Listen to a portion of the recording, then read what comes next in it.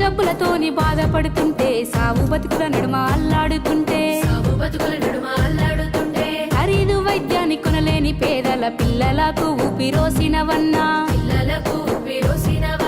ఆపరేషన్లన్న చేయించినావు అప్పుడివైనావే అన్న మల్లన్నా ఆయుష్ పోసిన ఆరోగ్య దాత ఆదుకుని బాధ తీర్చిన